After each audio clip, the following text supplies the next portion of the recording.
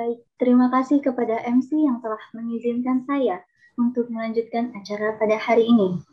Kepada para speaker kita hari ini, saya ucapkan terima kasih juga karena telah meluangkan waktu agar bisa menjadi speaker pada pelatihan karya tulis ilmiah yang diadakan oleh HMPS TBI UINSI Samarinda dengan tema How to Start Writing Scientific Papers Creatively. Sebelum ke materi, izinkan saya terlebih dahulu untuk membacakan CV para pemateri.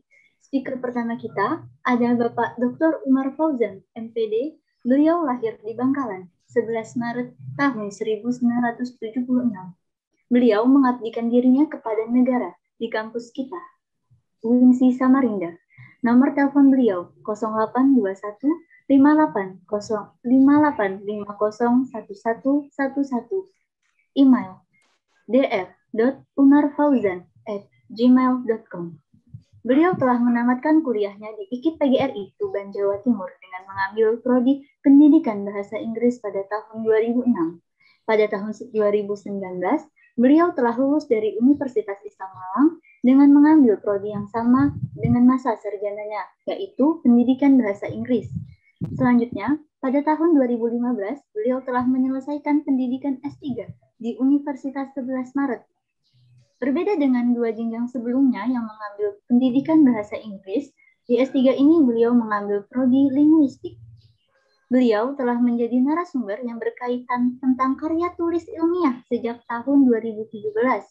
Berikut akan saya bacakan pencapaian-pencapaian apa saja yang telah beliau raih.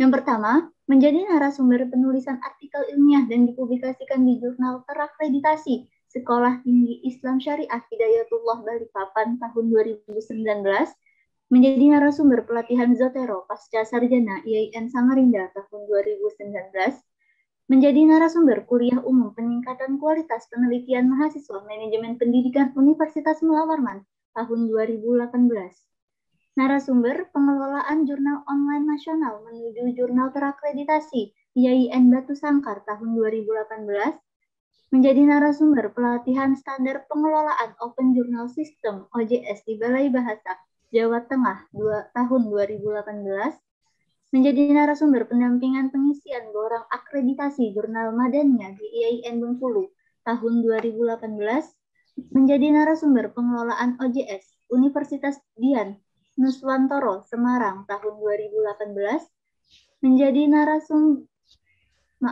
workshop penulisan artikel ilmiah Lembaga Penjamin Mutu Pendidikan LPMP Kaltara tahun 2018. Narasumber pelatihan penulisan artikel jurnal bereputasi di IAIN Batu Sangkar tahun 2018, menjadi narasumber workshop manajemen OJS IAIN Tulungagung tahun 2018. Menjadi narasumber Loka Karya Peningkatan Kualitas Jurnal menuju Sinta 2 Udinus Semarang tahun 2018.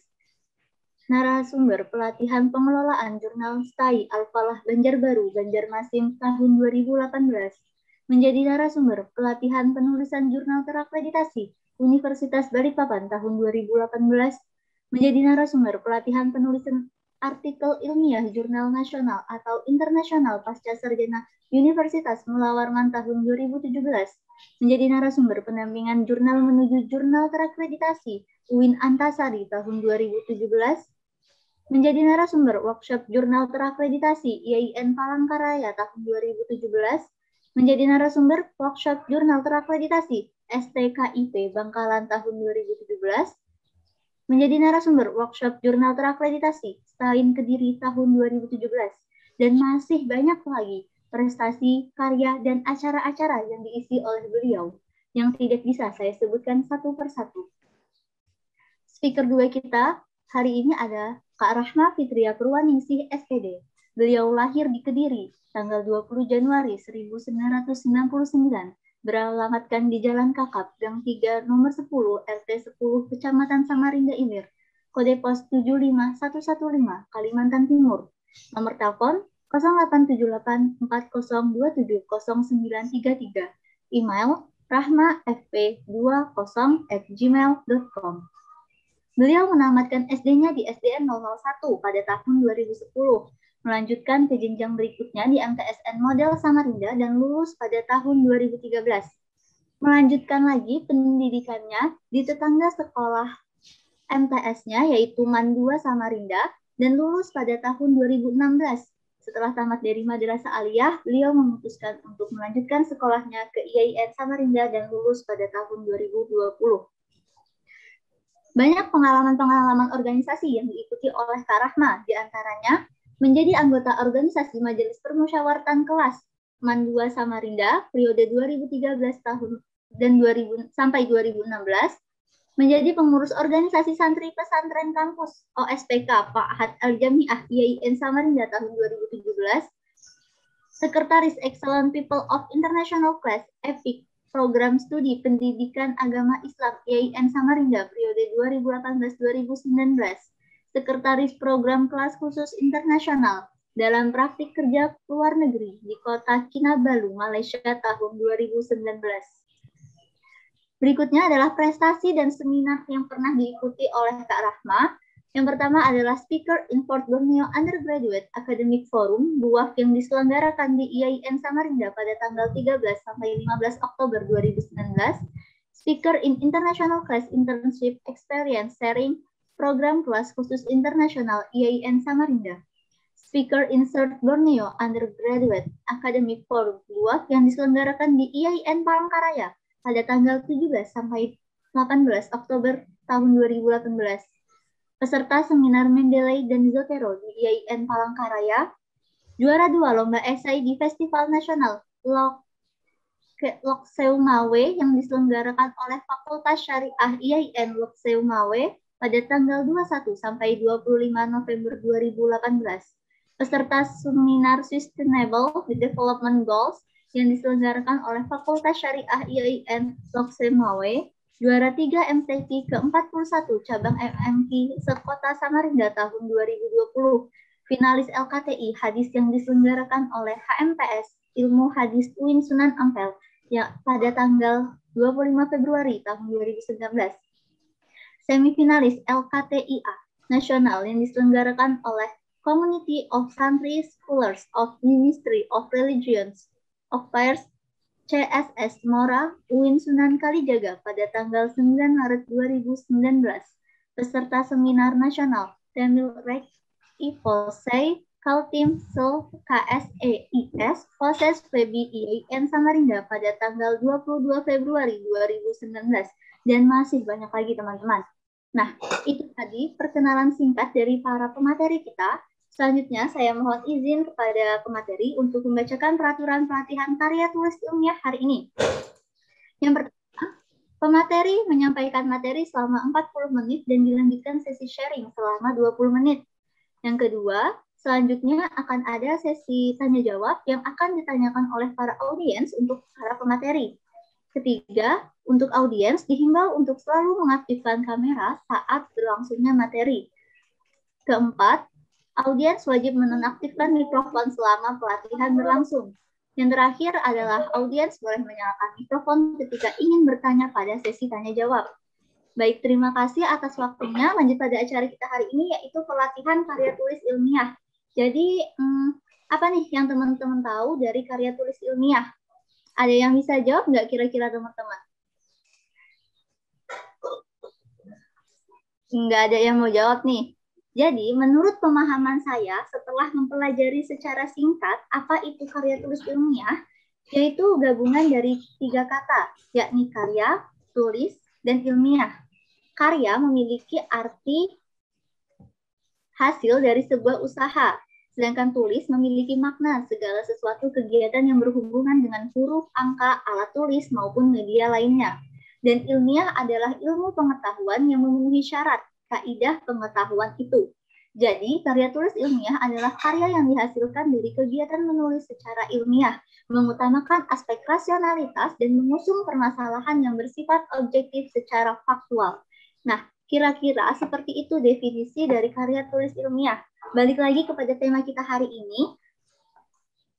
Jadi, gimana sih caranya untuk mulai menulis suatu karya tulis ilmiah yang kreatif dan inovatif?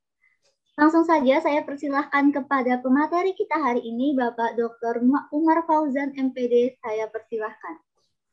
Ya, baik. Tampaknya moderatornya sudah siap jadi narasumber juga ya, kelihatannya moderatornya. Moderatornya sudah cukup pinter ya, meskipun membaca jawabannya. Tapi nggak apa-apa, itu bagian dari usaha yang bagus. Assalamualaikum warahmatullahi wabarakatuh. Waalaikumsalam.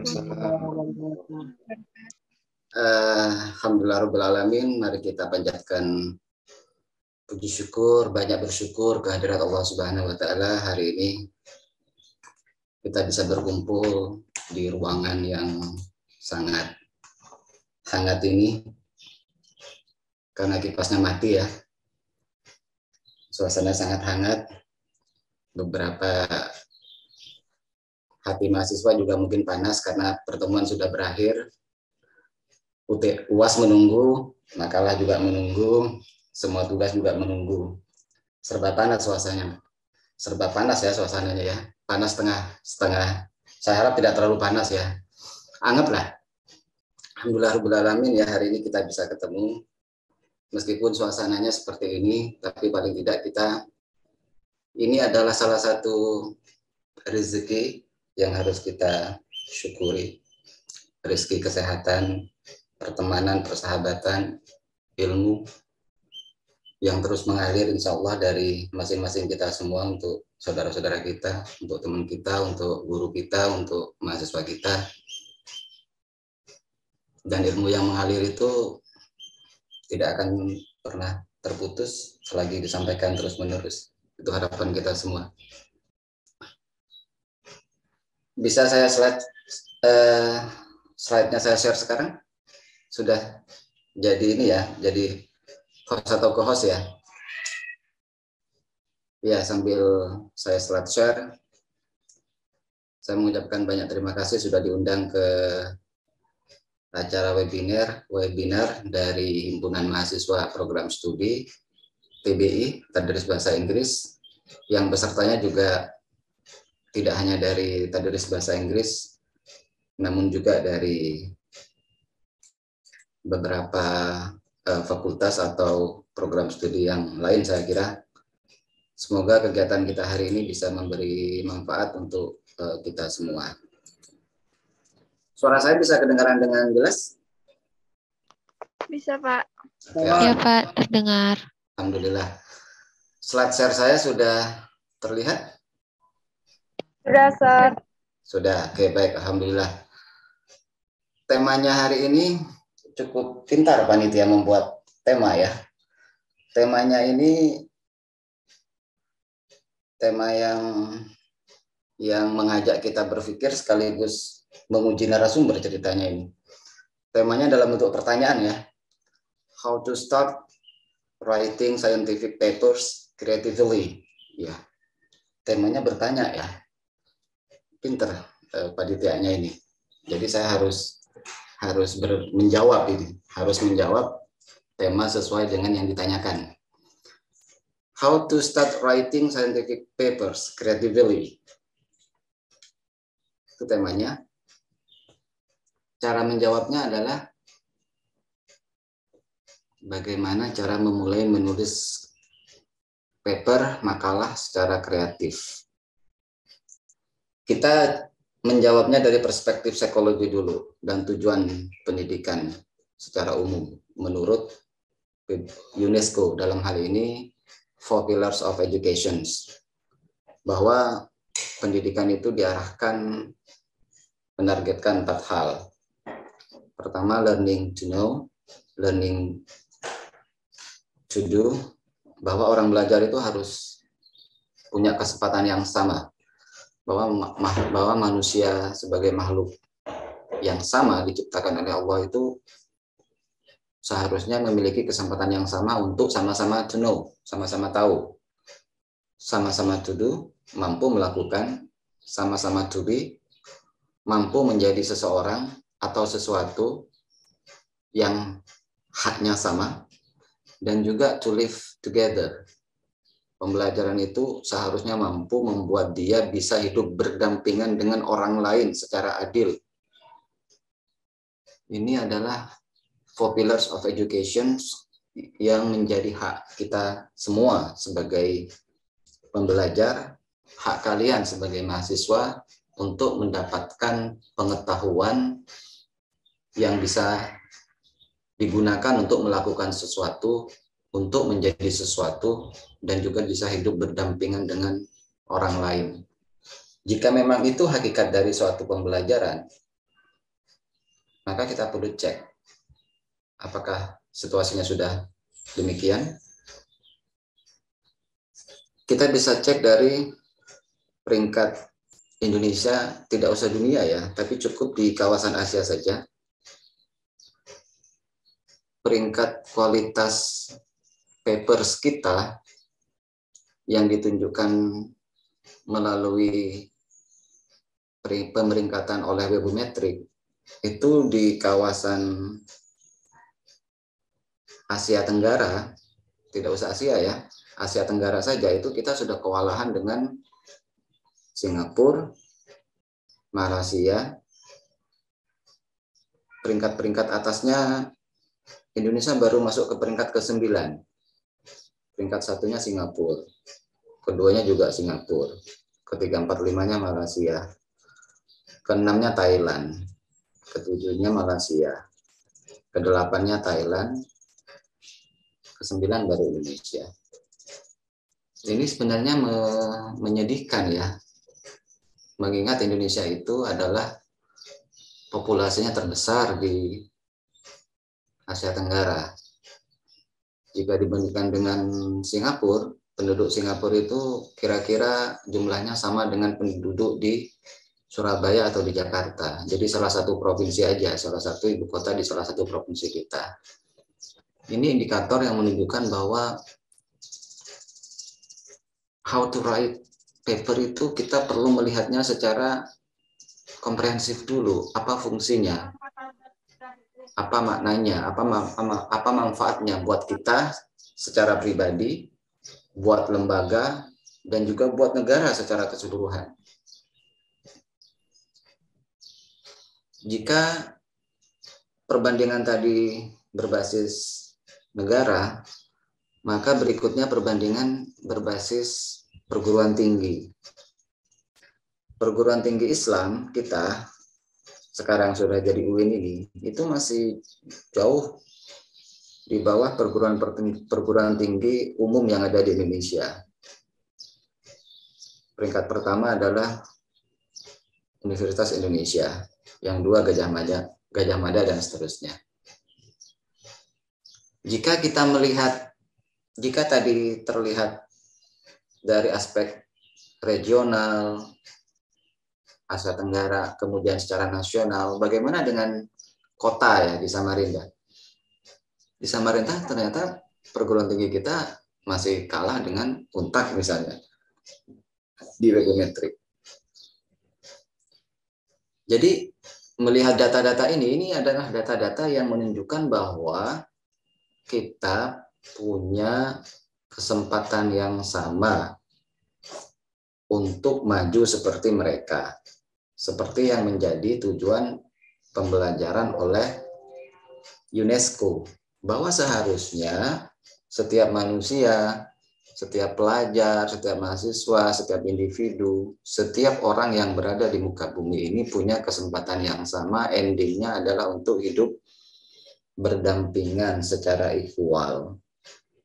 Jika kita melihat filosofi itu, maka seharusnya kita bekerja keras bagaimana caranya kita secara pribadi mampu menunjukkan performa yang baik, punya karya, yang karya kita itu pada akhirnya akan membantu kampus kita, negara kita, menjadi hidup berdampingan, equal, tidak terlalu jauh ketinggalan dengan negara lain, dengan kampus lain, dengan orang lain.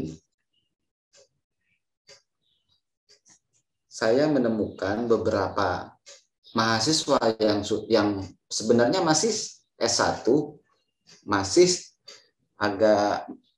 saya agak kaget dalam artian kaget yang positif ya. Ada mahasiswa dari S1, masih S1, dari Universitas Islam Malang submit ke jurnal Sinta 2 di kampus kita, Dinamika Ilmu. Dinamika Ilmu adalah salah satu jurnal yang sangat sulit bisa dimasuki di Indonesia karena ini Sinta 2, saingannya sangat banyak. Jadi ketika ada mahasiswa yang masih, saya cek semesternya semester 3 dan masih S1, saya buka kualitas artikelnya sangat bagus, itu bagi saya tantangan ya. Bagaimana mereka, beberapa dari mereka atau banyak di luar sana yang memiliki kemampuan yang sangat baik dalam hal tulis-menulis. Ini tantangan bagi saya, bagi kita semua, bagaimana tujuan PBB tadi yang seharusnya kita bisa memiliki kemampuan yang sama, pengetahuan yang sama, mampu melakukan hal yang sama, mengerjakan hal yang sama, dan bisa hidup berdampingan. Jika potretnya seperti ini, berarti kita belum bisa bersaing. Kita belum hidup berdampingan dengan yang lainnya. Kita belum memiliki kualitas yang equal dengan mereka. Maka sudah seyogyanya saya mengajak kita semua untuk bekerja keras. Teman-teman mahasiswa untuk mari bekerja keras supaya memahami lebih jauh, lebih bagus dalam hal karya ilmiah. Jika karya ilmiah kita nanti dipublish, itu akan memberi poin terhadap uji metrik, dan kalau karya kita banyak, berapapun poin yang kita berikan akan membantu peringkat universitas kita untuk lebih eksis, tidak hanya secara nasional, tapi juga secara regional dan harapannya secara internasional. Itu target, itu tantangan, itu hal yang di depan mata, yang menjadi manfaat bagaimana seharusnya kita semua belajar menulis lebih baik lagi, menghasilkan karya yang lebih baik lagi. Jadi itu filosofinya. Tidak sekedar tulis menulis itu hanya berakhir di online atau dicetak selesai, bukan begitu. Ternyata banyak sekali hikmahnya yang bisa kita petik baik secara individu maupun kelembagaan maupun secara negara. How to start writing scientific papers? Ini pertanyaan yang sama, tapi jawabannya sangat banyak ini. Pertanyaan bagaimana itu sangat banyak. Jawabannya, alternatif jawabannya sangat banyak. How itu menanyakan manner ya. Bagaimana sesuatu dilakukan? Itu jawabannya bisa banyak. Bisa dengan alat, bisa dengan proses, bisa dengan situasi atau keadaan, bisa juga dengan penilaian. Sehingga tema kita hari ini tema yang sangat panjang untuk diulas ya, dengan memiliki alternatif jawaban yang begitu luas. Pertama dari perspektif filosofi tadi, berdasarkan 4 Pillars Education dari UNESCO. Berikutnya cara menjawab pertanyaan how to start writing scientific papers creatively ini, kita bisa coba menjawabnya dari memberikan alasan bagaimana ternyata di luar sana banyak sekali orang-orang yang sudah melakukan penelitian dan menulisnya di usia yang sangat muda. Contoh Thomas Alva Edison. Orang tahunya Thomas Alva Edison adalah penemu bola lampu. Padahal beliau adalah penemu dari 1650-an penemuan yang menjadi makhluk bumi paling banyak penemuannya, yang mengubah manusia dari kegelapan menjadi lebih terang. Dari aspek lampu ya, dari aspek zaman dulu gelap gulita, setelah ada Thomas Alva Edison kita bisa belajar di malam hari. Dari aspek terang benderang di malam hari. Gramofon, telepon dan seterusnya. Meskipun telepon adalah Alexander Graham Bell, tapi sebenarnya penemu awalnya sebenarnya Thomas Alva Edison, tapi pemegang paten pertama adalah Alexander Graham Bell. Dan Thomas Alva Edison ini sudah melakukan penelitian di usia yang sangat muda, 12 tahun, 13 tahun, melihat situasi di sekelilingnya dan merangkum, membuatnya dalam bentuk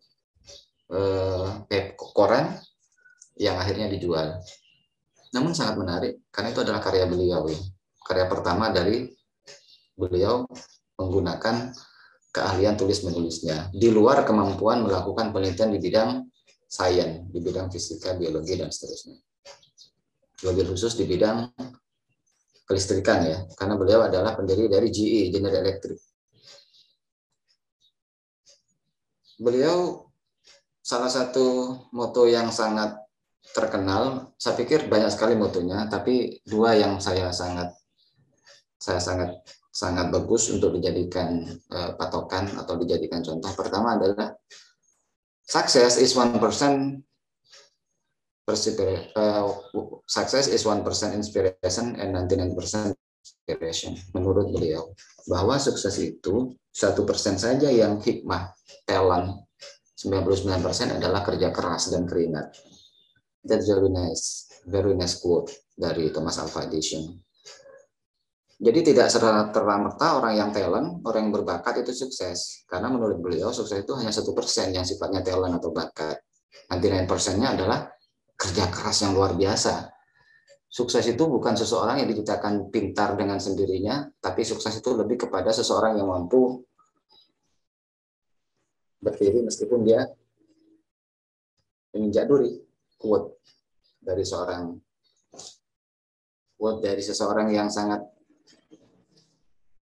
bekerja keras ya. Itu Thomas Alva Edison. Itu yang pertama, bahwa kita harus bekerja keras dalam banyak hal, termasuk karya ilmiah. Yang kedua, I fail 999 times, but I succeed in 1,000 times. Bahwa kata Thomas Alva Edison itu, beliau itu gagal 999 kali dan sukses yang ke 1.000 kali usahanya. Maknanya adalah berusaha dulu mati-matian, berusaha dulu semampunya, berusaha dulu ratusan kali. Karena suatu saat kita akan berhasil. Yang kita tidak pernah tahu di usaha yang keberapa kita akan berhasil. Jadi jika Anda ingin menulis karya yang bagus, maka tidak bisa bikin karya sekali lalu tiba-tiba bagus. Tidak. Buatlah karya yang sebanyak-banyaknya. Berusahalah yang sebanyak-banyaknya. Usaha lagi, salah, ulangi lagi, salah, baiki lagi, salah, baiki lagi. Maka suatu saat akan menjadi penulis yang baik.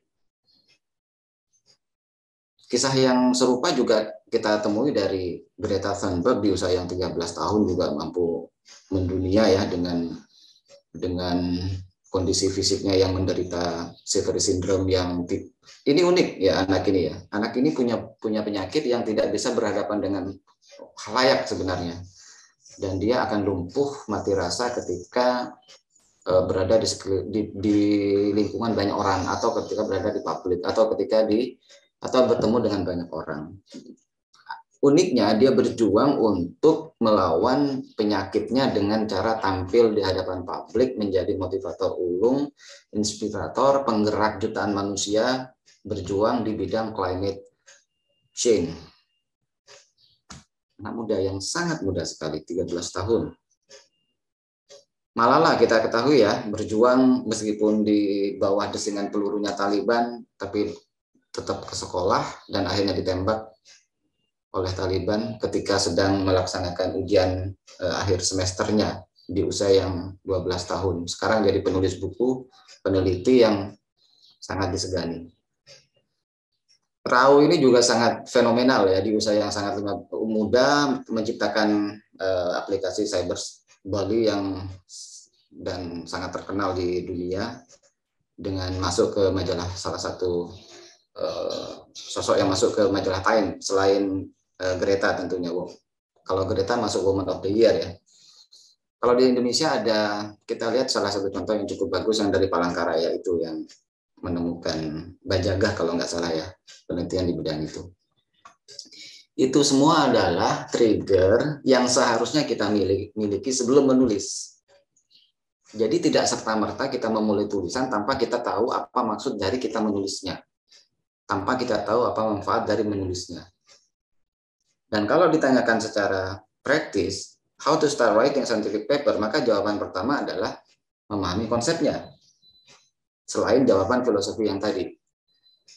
Ada sekian banyak konsep di dalam papers ini. Ada konsep jurnal, ada proceeding, ada artikel, ada plagiasi, ada Mendeley-Zoteiro, ada skripsi tesis disertasi, ada Sinta, ada gaya selingkuh. Ini hal yang sangat umum kalau kita ingin baik pemahaman kita tentang tulis menulis atau karya ilmiah.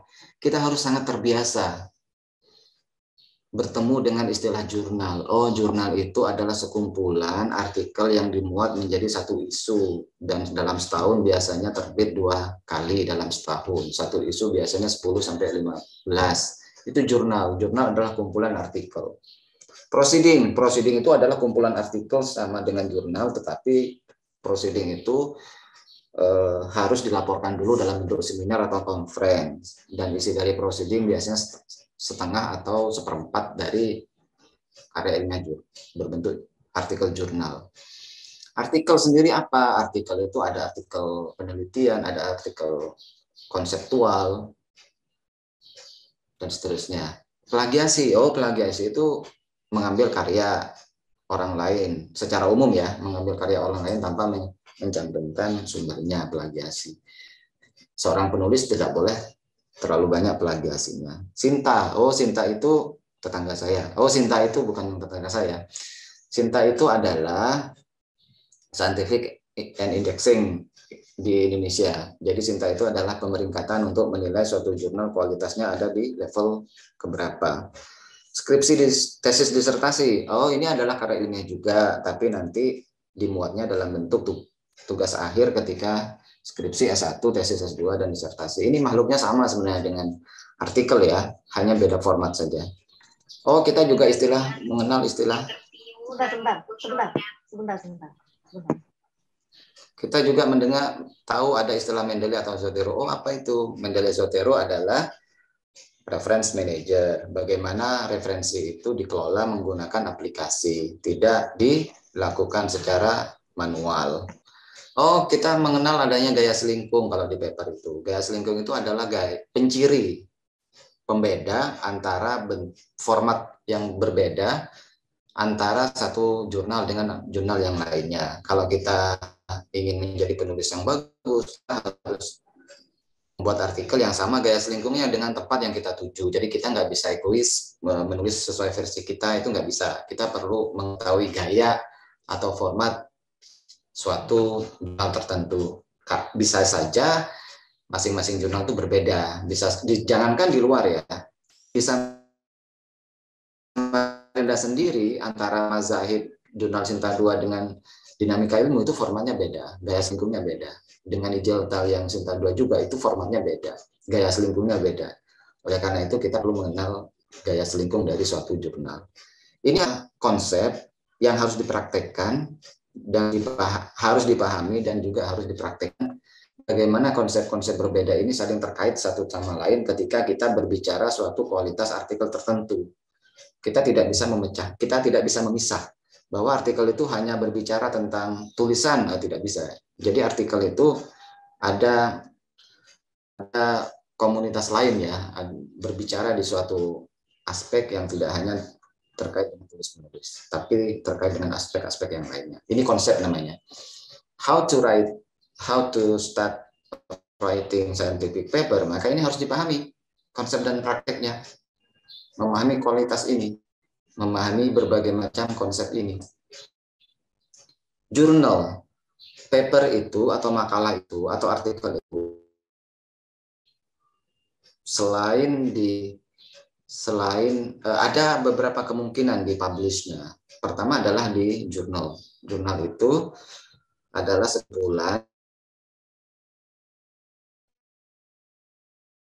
sekumpulan jurnal itu di dalam satu isu tertentu, dan di dalam jurnal itu biasanya jurnal itu harus punya nama tertentu. Misalnya di Samarinda itu ada TWT, misalnya Altijari, misalnya Syamil, misalnya lain, misalnya itu nama jurnal, dan itu jurnal yang namanya berbeda-beda. Jadi di Samarinda atau di semua perguruan tinggi biasanya jurnal itu ada yang berbasis fakultas, ada yang berbasis prodi, ada yang berbasis asosiasi atau profesi tertentu. Jika berbasis fakultas, maka kita mengenal dinamika ilmu, itu basisnya adalah tarbiyah. Kita mengenal mazahib, itu basisnya adalah syariah. Tapi kita juga mengenal jurnal yang berbasis prodi tertentu, misalnya Ijaltal yang miliknya itu berbasis prodi tertentu. Atau kalau di FIK itu ada jurnal mahasiswa namanya adalah Primary Education, itu untuk PGMI. Atau namanya adalah jurnal pengabdian Al-Tafani, itu berbasis prodi tertentu. Ada juga yang berbasis fakultas yang tadi yang sudah saya sebutkan. Nah, di Indonesia itu ada juga yang berbasis asosiasi profesi tertentu. Misalnya TEFLIN. TEFLIN itu adalah jurnal untuk golongan atau profesi dosen-dosen bahasa Inggris. Jadi jurnal itu bisa beragam ya. Bisa beragam, namanya beragam, tapi yang perlu kalian ketahui adalah jika jurnal itu berbasis fakultas, maka semua yang berada di fakultas itu punya kesempatan untuk menulis di jurnal tersebut. Contohnya dinamika ilmu. Dinamika ilmu kan berbasis fakultas. Maka semua prodi di bawah fakultas itu, misalnya TBA, TBI, misalnya MPI, PAI misalnya, itu bisa menulis di dinamika ilmu. Karena basisnya adalah fakultas. Basisnya adalah rumpun ilmu pendidikan. Terus teman-teman yang berasal dari fakultas yang lain juga perlu mencari jurnal yang berbasis fakultas supaya bisa mengenali bahwa jurnal tersebut apapun prodi yang berada di bawahnya bisa memasukkan ke jurnal fakultas. Bisa juga alternatif yang lain adalah kalian berbasis prodi. Jika prodinya adalah TBI dan ingin mencari jurnal TBI, maka jurnalnya ada. Carilah yang TBI saja gitu. Jadi bisa ini ya, bisa beda-beda ya. Bisa juga jurnal yang sangat umum, misalnya Islamic Studies. Yang di sini contohnya yang fenomena yang warna merah di tengah ini. Fenomena adalah jurnal umum Islamic Studies. Artinya semua prodi yang berada di bawah UIN, apapun bentuk prodinya, yang 22 itu, apapun prodinya, maka boleh masuk ke fenomena, karena fenomena itu Islamic Studies. Nah, gitu ceritanya. Jadi, suatu saat jika kalian memiliki tulisan, maka arahkanlah tulisannya itu boleh ke prodi, boleh ke fakultas, boleh ke apapun. Yang penting, skop dan fokusnya cocok. Gitu. Yang tidak boleh adalah prodinya syariah, tiba-tiba masuk ke dinamika ilmu. Nggak boleh, karena skopnya beda. Dinamika ilmu untuk pendidikan. Ini jurnal ya. Jurnal itu tempat menuangkan karya ilmiah, papers. Skripsi ini juga tempat menuangkan karya ilmiah, tapi bentuknya skripsi, tesis atau disertasi. Bedanya di mana? Isinya sama, bedanya adalah formatnya. Kalau skripsi itu formatnya pembaban, jadi banyak bab ya, bab 1, bab 2, bab 3, bab 4 gitu. Nanti di bawahnya bab ada lagi anak babnya. Contoh bab 1 pendahuluan, nanti anak babnya ada latar belakang, ada tujuan, ada rumusan, dan seterusnya. Jadi kalau skripsi, tesis, disertasi itu lebih ke arah pembaban, dan di masing-masing bab itu ada lagi sub babnya. Sementara kalau untuk artikel jurnal tidak ada pembaban, dia hanya berbentuk section saja, section 1 atau section A, misalnya introduction, B-nya literatur, C-nya metodologi. Jadi bentuknya lebih ramping, lebih berbentuk section. Berikutnya proceeding. Proceeding ini juga tempat menuangkan karya ilmiah kita atau paper kita atau makalah kita. Kita juga bisa masukkan ke proceeding. Proceeding yang contoh yang paling terakhir adalah proceeding dari BUAF ya. Ini adalah BUAF yang kita selenggarakan di Samarinda dan terbit di Proceeding. Saya belum tahu teman-teman yang kemarin tampil di Pontianak apakah sudah terbit di Proceeding atau belum. Nanti tolong diinformasikan ya di sesi tanya jawab ya. Apakah Proceeding kalian sudah dimuat di Proceeding BUAF Pontianak. Proceeding itu adalah tempat menaruh atau mengumpulkan paper, makalah, tapi dari hasil konferen atau seminar atau simposium. Jadi kalau kalian ikut seminar, conference, simposium, maka ada kemungkinan karya kalian akan diterbitkan dalam bentuk proceeding. Bedanya di mana? Bedanya adalah kalau proceeding itu jumlah halamannya separuh dari artikel jurnal. Kalau jurnal itu minimal 10 halaman, 1 spasi, proceeding itu boleh 5 halaman 1 spasi. Jadi separuhnya boleh.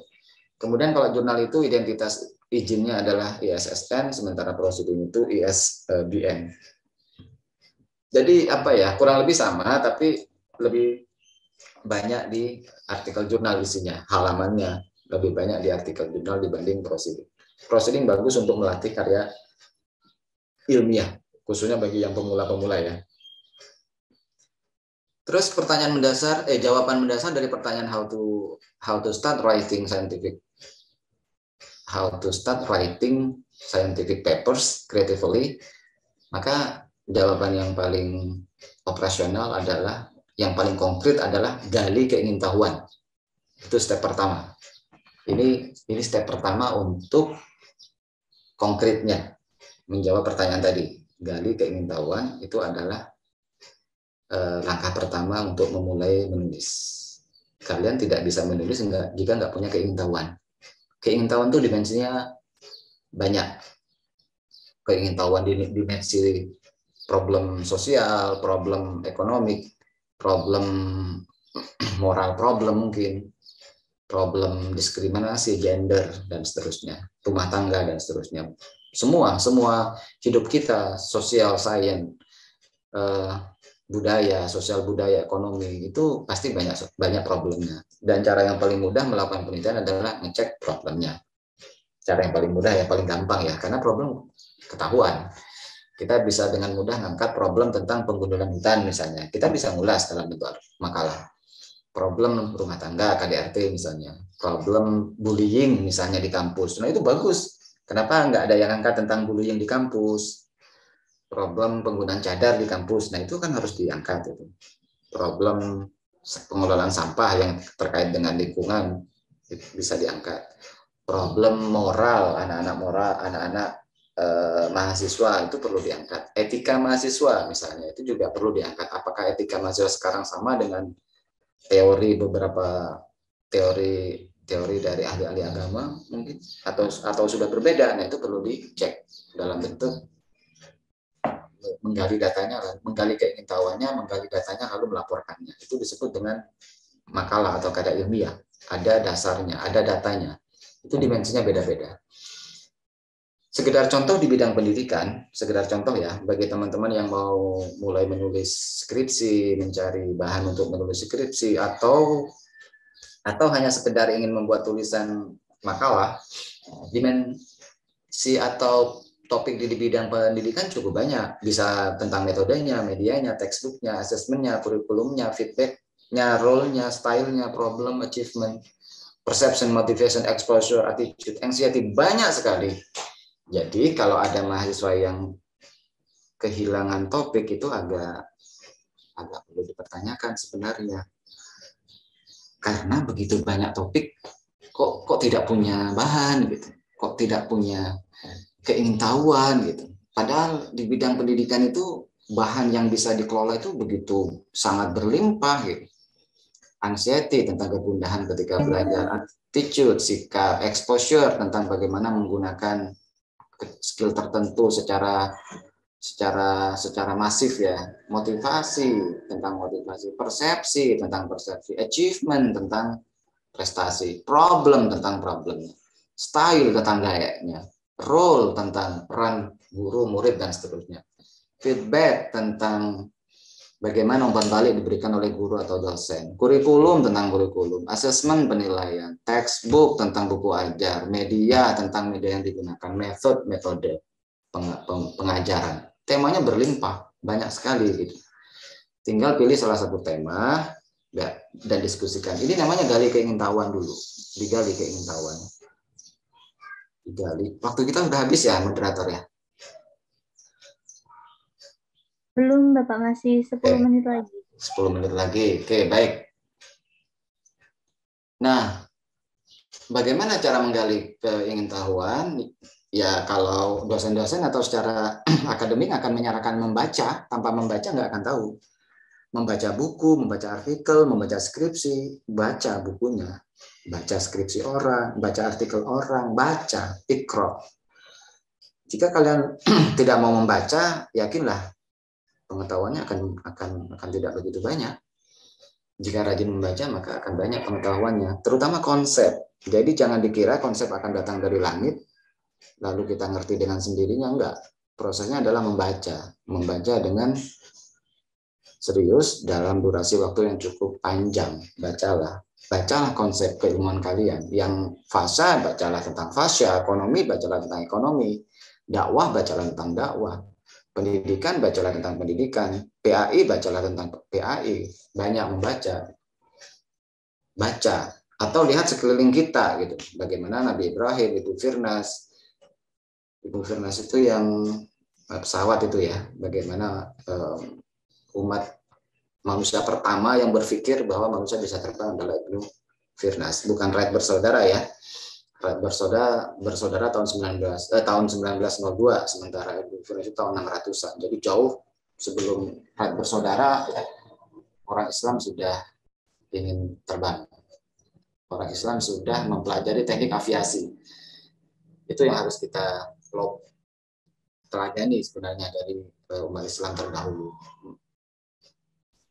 Berikutnya adalah yang sangat harus dipahami adalah artikel itu ada dua hal atau dua jenis secara umum, hasil penelitian atau kepustakaan. Kalau hasil penelitian jelas ya, dari hasil penelitian, dari meneliti, dari melihat di sekitar kita, melakukan penelitian, mengumpulkan data, melakukan apa yang kita amati, apa yang kita wawancarai itu dituangkan dalam bentuk hasil penelitian.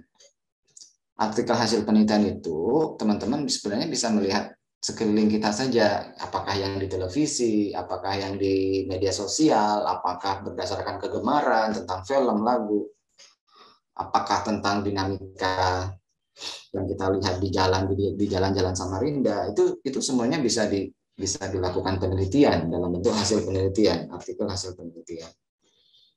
Tapi tentu sesuaikan dengan bidang ilmu kalau bisa ya. Maka harus dilakukan penelitian. Penelitian itu bukan sesuatu yang di langit sebenarnya ya. Jadi jangan terlalu wah aneh, nggak mungkin. Jangan berpikir seperti itu. Berpikirlah simpel saja. Penelitian itu sesuatu yang kita amati dengan seksama berulang-ulang, itu disebut dengan penelitian. Itu konsepnya. Jadi konsep penelitian sebenarnya adalah research. Penelitian itu kan research dalam bahasa Indonesia riset. Research itu search itu cari, berarti cari dan cari lagi. Tuh konsep penelitian itu aja sebenarnya, lagi dan lagi, amati berulang kali, itu penelitian.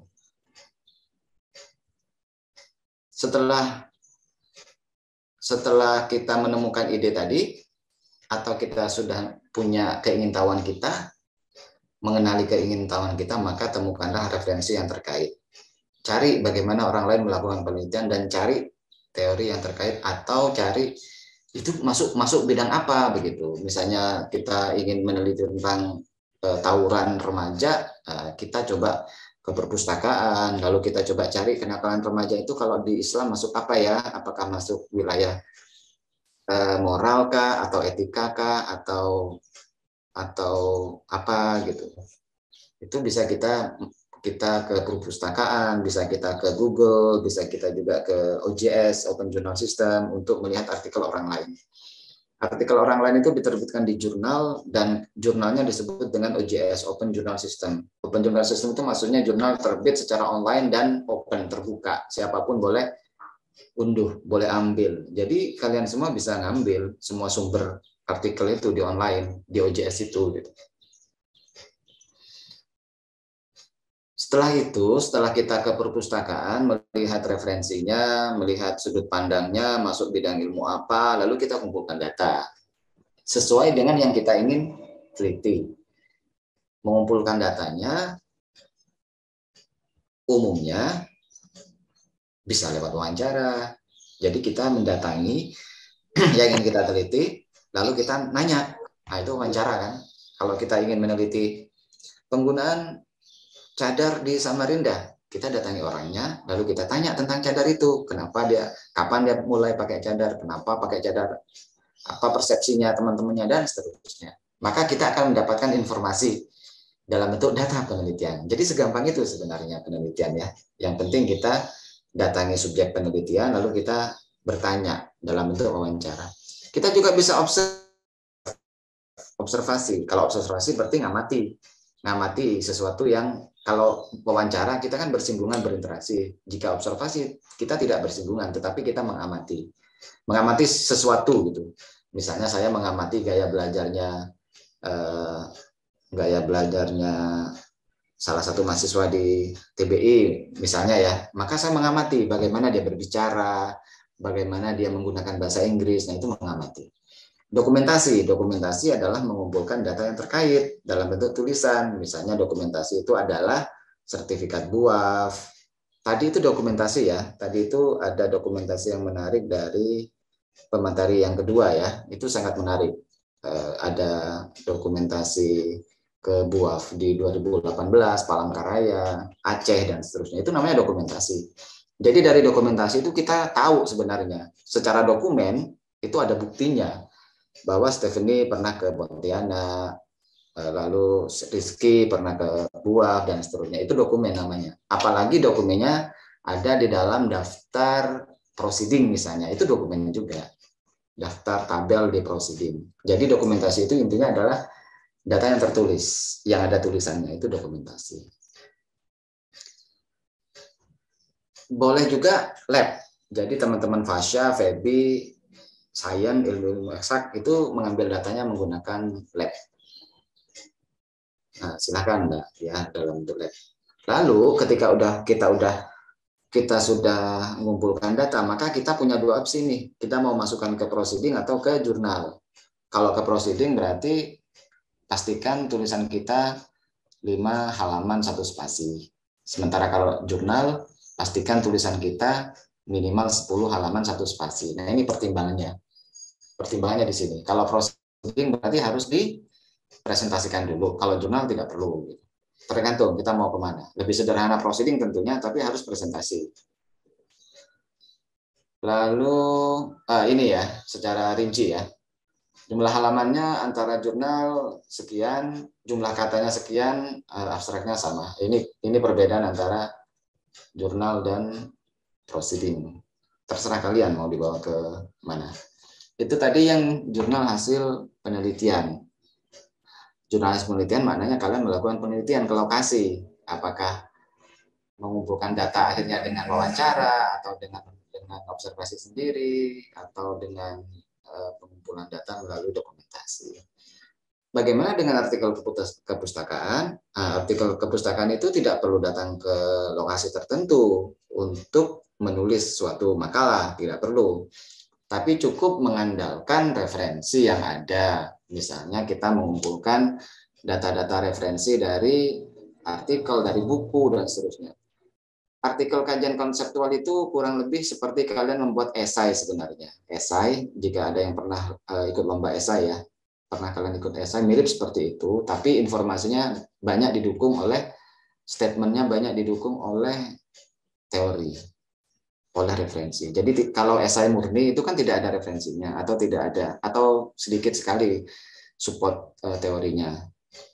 Sementara kalau artikel konseptual ini sama dengan esai, hanya bedanya dia lebih kuat, statement tertentu didukung oleh teori tertentu. Contoh kita mau menulis artikel tentang hoax misalnya. Kita kan bisa berbicara bebas tentang hoax ya dalam bentuk esai. Tapi kalau kita esai tidak ada support teorinya, maka bukan artikel ilmiah. Bukan artikel yang layak masuk ke jurnal atau proceeding. Seharusnya kita berbicara tentang hoax ini, beberapa kalimat, beberapa statement kita itu kita perlu padukan dengan referensi. Contoh sederhananya kalau kalian membuat bab 2 di skripsi, nah itu contohnya. Contoh sederhananya seperti itu. Jadi ada banyak referensi yang mendukung suatu konsep tertentu. Itu namanya artikel kepustakaan. Struktur artikel kepustakaan itu beda dengan artikel hasil penelitian. Jika kajian kepustakaan strukturnya seperti ini. Ada introduction, ada diskusi. Diskusi itu nanti diganti dengan temanya ya, dengan topiknya. Diskusi 1, diskusi 2, diskusi 3, dan kesimpulan. Harus ada kesimpulan. Jadi strukturnya adalah pendahuluan, pembahasan, dan kesimpulan. Pembahasannya diserahkan ke kalian seberapa jauh bisa melakukan pembahasan, seberapa matang, seberapa lengkap, seberapa komprehensif bisa melakukan pembahasan. Contoh, saya ingin menulis penelitian tentang moralitas mahasiswa kampus misalnya ya. Terus saya tidak mau turun ke lapangan. Artinya saya tidak mau wawancara karena masih COVID. Saya juga nggak mau observasi karena masih kampus tutup misalnya, atau semesteran misalnya. Itu kan nggak ada manusianya kan, nggak ada orangnya di kampus. Oleh karena itu saya ingin menulis artikel konseptual saja tentang moral anak mahasiswa atau moralitas mahasiswa. Jika saya ingin menulis artikel tentang moralitas mahasiswa tapi dalam bentuk kajian kepustakaan, maka saya perlu memformat tulisan saya itu menjadi pendahuluan, pembahasan, dan kesimpulan. Nah, pembahasannya misalnya adalah A, pendahuluan, B, moralitas dalam Islam, C, moralitas menurut kalau tadi dalam Islam, C, moralitas menurut pendidikan nasional Indonesia, D, perkembangan moralitas mahasiswa di Indonesia. Nah, jika yang pertama itu nanti semua statement kita didukung oleh teori tentang Islam, maka yang kedua adalah didukung oleh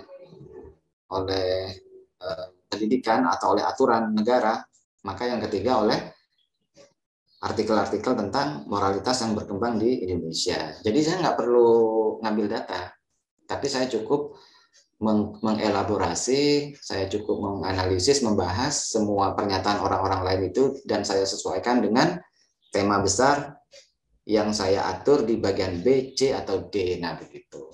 Yang terakhir kesimpulan. Itu caranya membuat artikel konseptual tanpa turun ke lapangan. Jadi kita membuat formatnya dulu, membuat kerangkanya dulu. Kerangkanya itu kita buat. Tentunya harus sama ya, harus ngomongin di bidang hal yang sama. Lalu referensi terakhir. Nah, ini konstruksi berpikirnya untuk isinya. Sementara bagian yang lain sama, ada title-nya, ada author identity-nya, ada abstraknya, dan ada referensinya. Bagian yang lain sama dengan artikel hasil penelitian. Terus bagaimana caranya supaya berkualitas? Jangan plagiasi, jangan asal copy dan paste, tapi biasakanlah parafrasa, mengungkapkan ulang dengan bahasa sendiri tapi mencantumkan sumbernya, itu namanya parafrasa. Ini perlu trial dan error ya, perlu sering-sering mencoba, membaca, lalu menulis ulang. Ini menulis ulang sebenarnya, tapi dengan bahasa sendiri supaya terhindar dari similarity-nya atau plagiasinya oleh Turnitin. Semester 5 yang mau menulis skripsi, maksimal plagiasinya adalah 35%. Kalau kalian di atas itu nggak bisa lulus, nanti sulit lulusnya. Tapi alhamdulillah mahasiswa yang sekarang sedang bimbingan ini sudah banyak yang rendah Turnitinnya, karena sudah mulai mempraktekkan parafrasa ini untuk menghindari plagiasi. Itu untuk menjaga kualitasnya dengan jangan terlalu banyak mengutip tanpa menuliskan sumbernya. Yang harus dilakukan adalah mengutip tapi wajib menuliskan sumbernya. Jadi jangan kebalik-balik ya. Nah, yang terakhir supaya referensinya akurat, maka perlu ditulis menggunakan reference manager. Boleh menggunakan Zotero, boleh menggunakan Mendeley. Silakan gunakanlah salah satunya. Practice make perfect. Jadi tanpa latihan yang terus-menerus seperti kata Thomas Alva Edison tadi, maka kita atau kalian tidak akan pernah bagus. Jadi jangan berharap sekali menulis langsung bagus, tapi harus banyak sekali menulis, trial dan error, disalahkan tidak apa-apa, dikoreksi tidak apa-apa, tapi yakinlah dari proses itu akan menghasilkan karya yang lebih baik. Mungkin nanti yang pemateri berikutnya akan lebih banyak memberi informasi bagaimana beliau menulis sekian banyak karya dan sering banyak mengalami penolakan, tapi akhirnya memiliki banyak karya yang sekarang sudah online. Itu fungsinya dari practice makes perfect. Artinya berulang-ulang, kita coba berulang-ulang, kita belajar apa yang salah dari diri kita dan mencoba memperbaikinya secara terus-menerus. Tidak usah down kalau dikasih tahu atau disalahkan, dan selalu tegar ya. Usahakan bisa berdiri meskipun kalian sedang menginjak duri. Quote. Oke, terima kasih. Mungkin itu yang bisa saya sampaikan. Jika ada yang kurang-kurang, bisa dalam bentuk diskusi. Saya kembalikan ke moderator. Assalamualaikum warahmatullahi wabarakatuh.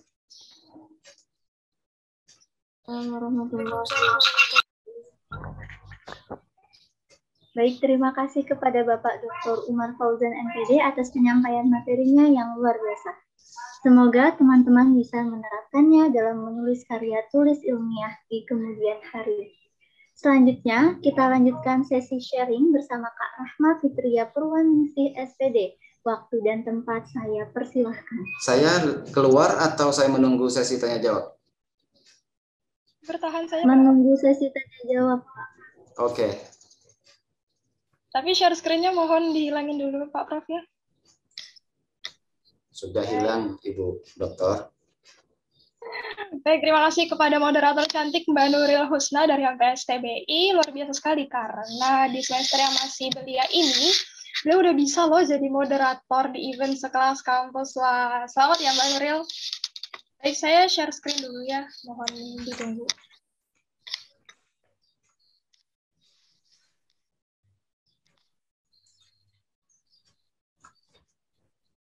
Apakah sudah tampak Mbak Nuril? Sudah, Kakak. Baik. Bismillahirrahmanirrahim. Assalamualaikum warahmatullahi wabarakatuh. Waalaikumsalam warahmatullahi wabarakatuh. Senang sekali ya bisa bareng-bareng di tengah-tengah masyarakat, di tengah-tengah mahasiswa yang semangat banget nih buat belajar tentang karya tulis ilmiah. Apalagi tadi udah ditemani oleh Dr. Umar Fauzan MPD. Wah, pasti kalian udah paham banget tuh tentang KTI, udah paham banget tentang posisi kita sebagai calon generasi masa depan. Apa aja tadi istilah-istilah tentang KTI kalian pasti udah paham banget, walaupun kalian off cam gitu kan. Tapi ngomong-ngomong nih ya, soal KTI, kita sharing and caring aja ya teman-teman, tentang menulis dan pengalaman saya selama menulis. Menurut teman-teman, mengulang kembali dari apa yang disampaikan oleh Mbak Nuril, menulis, kenapa sih kita harus nulis? Kenapa sih kita diwajibkan banget buat nulis? Tentu karena kita adalah mahasiswa, teman-teman. Kita adalah mahasiswa yang dituntut untuk berpikir kritis, untuk berpikir analitis, dan peka terhadap setiap permasalahan dan problematika yang serba dinamis ini, untuk kemudian kita tuliskan kembali secara terstruktur dan logis, dan menghasilkan karya tulis yang monumentalis. Ya, kita nanti habis ini bikin mata Rahma. Baik. Terus nanti kalian akan ketemu dengan tugas akhir, teman-teman. Tugas akhir berupa skripsi. Nanti kalau kalian lanjut jadinya tesis, terus kemudian disertasi, dan lain sebagainya. Jadi kalian perlu mengerti tuh tentang menulis, perlu memahami bagaimana cara menulis, bagaimana cara mendapatkan ide-idenya, bagaimana memahami permasalahan kalian dan mengatasinya. Kata Al-Ghazali ya, teman-teman, kalau kamu bukan anak raja, bukan juga anak ulama, maka jadilah penulis. Kayaknya teman-teman di sini nggak ada yang darah biru ya, semuanya darahnya merah. Berarti kita harus nulis, teman-teman. Kita harus bisa menulis. Kenapa? Karena dengan menulis, kita akan menunjukkan eksistensi diri kita. Pramudia juga bilang gitu loh, kalau menulis itu seperti bekerja untuk keabadian.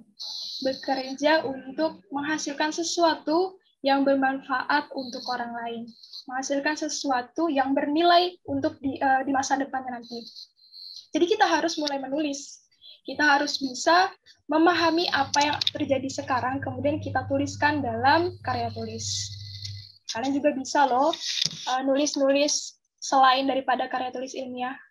Dan kalian pasti melakukannya seperti caption misalnya, bikin status di WA, di Instagram, di Twitter, entah itu kata-kata motivasi atau kata-kata galau. Tapi kalau kalian bukukan, itu teman-teman bisa jadi motivasi loh buat teman-teman yang lagi diputusin sama doinya.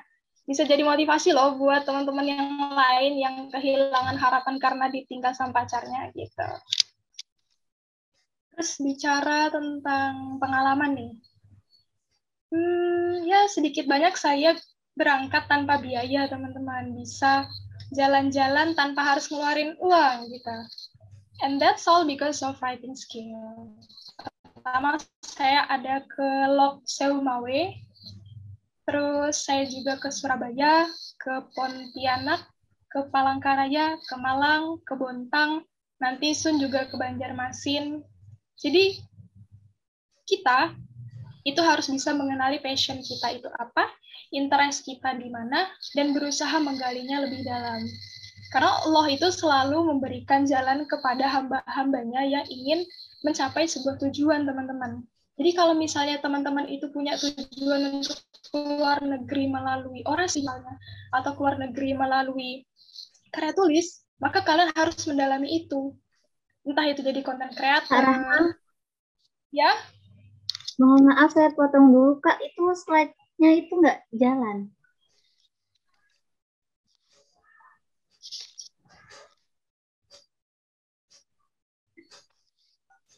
Yang tampak di screen-nya Nuril apa? Itu PPT yang awal gitu Kak. Oh gitu? Ya, bukan yang full screen gitu.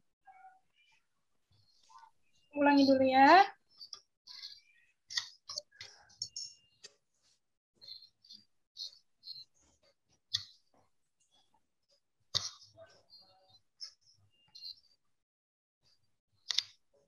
Kalau seperti ini yang tampak apa? Tetap tampilan PPT yang awal gitu Kak. Cuman ini di slide 4 cuman bukan full screen gitu. Oh, bukan yang full screen ya? Ya. Tapi kelihatan nggak? Kelihatan. Ini sekarang lagi Enggak. di slide 4. Baik, nggak apa-apa. Berarti yang kayak gini aja ya. Baik, boleh saya lanjutkan, Mbak Moderator? Ya, silakan Kak. Baik. Jadi saya sampai mana ya? Kita lanjut ya. Jadi pertanyaannya sekarang adalah, menulis itu sulit nggak sih? Sulit nggak, teman-teman? Sulit, pasti sulit. Tapi tulis aja meskipun itu sulit. Kalian harus nulis. Karena itu kewajiban kalian sebagai mahasiswa. Kalian harus nulis, karena itu yang membuat kalian tetap ada meskipun kalian telah tiada. Terus ketika kita menulis, bagaimana? Apakah jadi tambah sulit atau jadi mudah? Tambah sulit. Karena makin dalam itu makin membingungkan, teman-teman. Makin nggak ngerti, makin complicated, makin rumit. Tapi imagine deh, imagine kalau kalian itu menulis itu kalian ibaratkan seperti dengan menyelam. Kalian menyelam untuk melihat bagaimana keindahan alam bawah laut. Kalian udah prepare nih, udah pakai segala macamnya, udah pakai oksigen gitu kan. Terus kalian nyelam, nyemplung ke air. Terus masuk ke air yang dingin gitu kan. Makin masuk makin dingin, makin masuk makin dalam, makin gelap, makin kuat tekanan airnya. Tapi when you see the beautiful of the sea, you'll say, oh my God, wonderful gitu loh. Kayak, wow, luar biasa banget ternyata alam bawah laut yang nggak pernah kalian dapatkan ketika kalian di darat. Atau imagine deh, lagi kalau kalian itu lagi naik gunung. Nah, naik gunung nih. Anak-anak gempa naik gunung. Terus kalian pengen lihat sunrise. Ketika kalian ingin lihat sunrise, berarti kalian harus berangkat sebelum subuh. Dan itu sangat dingin banget, teman-teman. Jadi kalian itu harus berangkat sebelum subuh, harus prepare sebelum subuh, terus mendaki, semakin lama semakin tinggi semakin terjal, semakin curam, ya kan, ngos-ngosan juga, tapi ketika kalian sudah sampai di atas, kalian duduk nunggu sunrise-nya, itu luar biasa banget. indah, merah-merah jingga gitu, yang kalian nggak bisa dapatin kalau kalian cuma di rumah aja. Ya, jadi imagine, fokus dengan tujuan kalian. Tujuan kalian misalnya ingin lulus 4 tahun gitu. Ingin lulus, terus habis itu wisuda, pakai baju toga, warna hitam lis hijau, ke panggung, foto sama rektor, nanti pulangnya kalian foto sama keluarga gitu kan. Fokus sama tujuannya aja, biar itu jadi motivasi kalian buat nulis. Tapi untuk sampai pada momen tersebut, proses kalian panjang banget teman-teman. Kalian harus kuliah, duduk di bangku kuliah, kalian harus PKL, KKN gitu kan. Tapi nikmati aja prosesnya.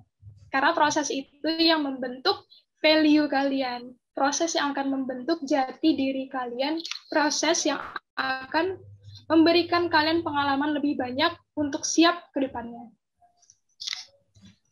Terus gimana sih cara dapat idenya? Gimana ya? Kalau saya, pertama itu kita harus fokus cari masalah. Fokus cari masalah yang terdekat, yang terkini, yang terhits. Kalian bisa browsing di Google, di YouTube yang trending tuh lagi apa sih yang dilihat oleh orang-orang. Orang-orang lagi tertarik sama apa sih gitu kan. Kalian harus tingkatin curiosity kalian. Rasa ingin tahu kalian tuh harus meningkat. Saya setuju banget dengan Prof. Umar tadi. Terus setelah kalian browsing, kalian udah dapat beritanya, kalian udah dapat sumbernya, itu kalian tulis idenya. Jadi jangan sok-sokan terus nanti kalian, oh yaudah gue inget nih nanti, nggak usah lah ditulis, terus sampai rumah lupa. Jadi ya udah catat aja. Lagian kan smartphone kalian pegang semua, ada note gitu kan, catat aja yang kalian menurut kalian itu tertarik, tulis. Kemudian setelah kalian menulis ide kalian tuangkan dalam tulisan sebagaimana yang sudah dijelaskan oleh Prof. Umar tadi. Langkah-langkahnya itu seperti apa, metodenya seperti apa, nanti arahnya ini kemana, tujuannya apa, begitu ya teman-teman. Nah, ini adalah salah satu contoh artikel yang pertama kali saya buat bersama Bapak Umar Fauzan. Nah, judulnya adalah Idealitas dan Realitas Adab Mahasiswa Fakultas Tarbiyah dan Ilmu Keguruan YIN Samarinda. Jadi di sini saya itu ingin meneliti tentang bagaimana sih realitasnya adab mahasiswa itu, karena idealnya salah satu rujukannya itu dari buku Ta'limul Muta'alim karya Imam Az-Zarnuji. Gimana sih mereka bisa nggak sih mereka menerapkan adab seperti di kitab itu gitu kan? Itu penelitian yang saya lakukan. Sebenarnya penelitiannya masih acak adul ya teman-teman, masih nggak jelas. Tapi berkat bantuan Prof. Umar juga, salah satunya melalui teknik pengutipan. Kalian harus paham nih pengutipan atau selingkung gitu kan. Pengutipan body note, footnote itu kalian harus paham. TPKI kita di UINSI Samarinda itu seperti apa. Nanti artikel kita tujuannya kemana itu harus mengerti juga pengutipannya seperti apa. Jadi teman-teman lebih banyak searching aja, lebih banyak ingin tahu, nanti kalian akan tahu dengan sendirinya. Nggak apa-apa, salah sedikit gitu, sedikit salah nggak apa-apa. Yang penting kita belajar dari kesalahan dan terus memperbaikinya gitu.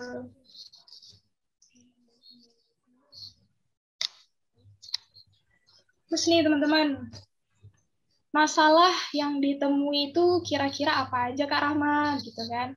Kalau saya menemui masalah itu salah satunya pada niat. Niat itu bisa turun ketika kita mengalami kebosanan misalnya, atau sangat jenuh dengan banyak revisi, banyak hal yang mengganggu, mendistraksi kita, entah itu karena putus dari doi kah, atau karena nggak ada uang kah. Jadi niat itu harus dijaga konsistensinya agar kita tetap stabil dalam mengerjakannya. Kemudian rakus. Rakus itu maksudnya di sini adalah kita itu ingin membahas banyak hal dari banyak dimensi untuk dijadikan satu, teman-teman. Padahal nggak semua hal itu bisa dijadiin satu loh, walaupun banyak hal bisa kita rangkum jadi satu. Jadi kita itu harus lebih fokus terhadap apa yang kita inginkan, apa yang menjadi pencapaian kita, apa yang ingin kita tuju, dan tidak terlalu dilema dengan ide-ide lain.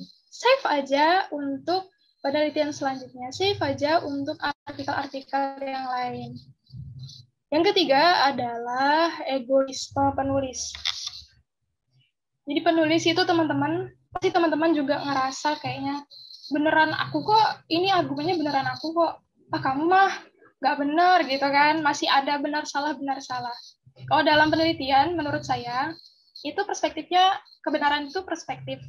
Jadi menurut saya benar, menurut yang lain salah itu wajar. Karena kita melihat dari sudut pandang yang berbeda. Tapi teman-teman, kita juga perlu mempertimbangkan pendapat A, B, C, D, untuk kemudian kita consider dan memutuskan hasil yang lebih logis dan akurat. Dan karena banyak pertimbangan tadi nih ya, menjadi kebingungan tersendiri ternyata untuk teman-teman yang lain. Kayak, berarti yang benar itu yang gitu ya? Berarti yang benar itu yang kayak gitu ya? Terus berarti punya aku salah gitu. As long as punyamu itu masih ada rujukannya, datanya ada, teorinya ada, that's okay gitu. Jadi nggak usah terlalu banyak berpikir, karena semakin banyak berpikir tuh negatif thinkingnya tuh makin kuat, teman-teman. Makin menggoda kita untuk tidak jadi mengerjakan. Jadi kalau kalian itu tiba-tiba down gitu kan, nggak apa-apa, kalian nonton dulu Spider-Man misalnya nih lagi ada kan, terus nonton drakor kah, atau lagi main ML kah, tapi remember, kalian harus balik lagi ngerjain tugas akhir kalian, harus balik lagi ngerjain makalah kalian, ngerjain lagi karya tulis yang udah kalian mulai. Karena karya tulis yang baik adalah karya tulis yang selesai. Gimana nih Kak? Gimana caranya mengatasi itu? Say no to excuses, teman-teman. Karena saya sendiri dan mungkin teman-teman juga, tapi saya berharap teman-teman enggak ya. Kita terlalu banyak excuses, terlalu banyak alasan. Misalnya nih, dosennya bilang makalahnya dikumpul besok gitu. Udah dikasih tahu sih minggu kemarin, tapi tiba-tiba berubah jadwal. Dosennya nggak tempat ini, nggak konsisten gitu. Nggak usah terlalu banyak alasan, kerjakan aja. Karena sebenarnya kita itu bisa mengerjakannya. Kan la yukallifullahu nafsan illa wus'aha. Nggak ada ujian itu yang nggak sesuai dengan kapasitas hambanya. Jadi kerjakan aja. Nggak usah terlalu banyak alasan. Kalian harus belajar terus belajar. Banyak mencari, cari lagi. Karena ketika kalian belajar, kalian pasti akan punya penasaran, terus cari sumbernya. Kalian sudah cari sumbernya, terus nanti akan kalian tuangkan dalam karya ilmiah, dan kalianlah yang menjadi sumber berikutnya. Gitu teman-teman. Misalnya nih, coba kita refleksi deh. Ada berita apa sih yang terdekat? Misalnya ada berita meninggalnya Laura. Saya kira teman-teman semua pasti kebanyakan tahu lah ya siapa Laura yang kemarin tiba-tiba meninggal itu. Terus, emang bisa ya itu dijadiin bahan karya ilmiah? Oh, tentu bisa. Kenapa tidak? Karena gini, buktinya teman-teman banyak yang tahu siapa itu Laura. Kenapa? Karena media sosial sekarang itu pakai sistem algoritma yang bisa baca history kita, yang bisa baca penelusuran kita, tujuan kita, apa aja yang kita cari, apa aja yang kita tuju, itu nanti dikeluarin semua, teman-teman. Jadi kita itu secara tidak langsung kayak terdoktrinasi gitu kan. Jadi persepsi kita itu akan berpengaruh. Media sosial akan mempengaruhi persepsi kita, akan mempengaruhi gaya hidup kita, cara pandang kita, cara bersikap kita. Kita berpikir bahwa media sosial itu penting banget ya untuk menunjukkan eksistensi diri kita gitu kan. Kayak pakai baju bagus lah, jalan pakai mobil lah, dan lain sebagainya. Padahal kan media sosial itu nggak realitinya seperti itu seluruhnya. Gitu. Itu bisa tuh dijadikan bahan penelitian, peran media sosial dalam membangun persepsi masyarakat, misalnya, dan lain sebagainya. Baik, itu saja mungkin yang bisa saya sampaikan, Mbak Nuril. Terima kasih atas waktunya. Saya kembalikan kepada moderator. Baik, terima kasih kepada Kak Rahma yang sudah meluangkan waktunya untuk melakukan sesi sharing bersama kami. Selanjutnya saya buka sesi tanya-jawab kepada para audiens. Saya persilahkan untuk bertanya dengan mengaktifkan mikrofonnya atau bisa menuliskan pertanyaan di room chat Zoom.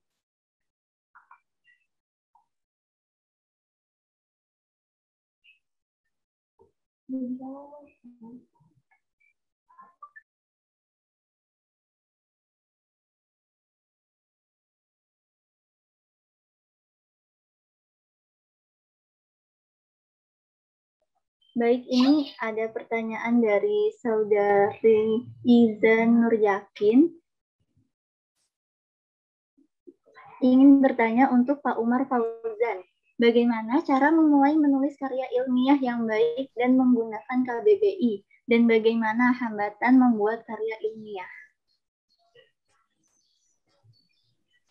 Mungkin Pak Umar bisa langsung menjawabnya, atau bagaimana Pak? Ya, pertanyaannya secara teknis sudah diurai tadi 2 kali ya, baik oleh saya di awal maupun oleh narasumber kedua tadi.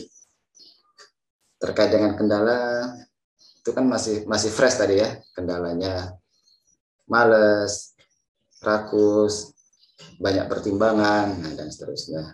Itu kalau dari aspek kendala. Untuk memulainya, mulailah dengan yang di dekat kita, gali keingintahuan kita. Curiosity itu apa, bidang kita itu apa, lalu kita coba merenung yang kita tertarik itu apa sih dalam bidang kita. Ini yang nanya ini dari prodi apa ya?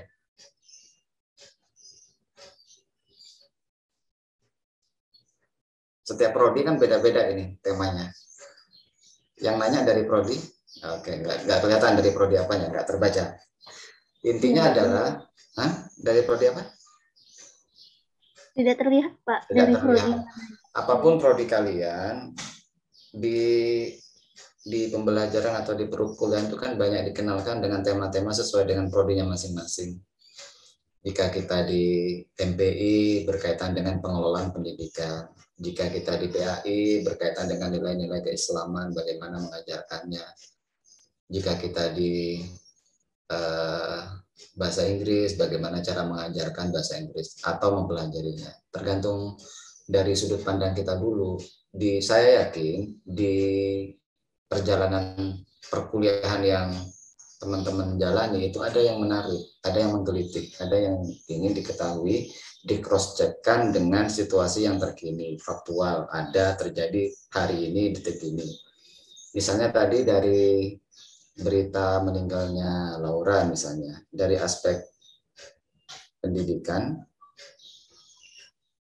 apakah YouTube itu mengubah pola informasi, atau apakah YouTube itu mampu menggantikan peran guru dalam pemberian informasi misalnya. Ketika kita melihat YouTube, begitu banyak konten-konten yang berkaitan dengan bidang kita, dan cenderung mahasiswa banyak yang belajar dari YouTube itu, apapun informasinya. Hal apa yang kira-kira menarik dari meninggalnya Laura misalnya? Hal apa yang kita bisa pelajari? Apakah dari meninggalnya Laura, teman-teman bisa belajar sekelas Deddy Corbuzier yang bisa meraup begitu banyak keuntungan finansial dari situ. Itu satu segmen dari bidang ekonomi. Bagaimana dengan segmen bidang pendidikan misalnya?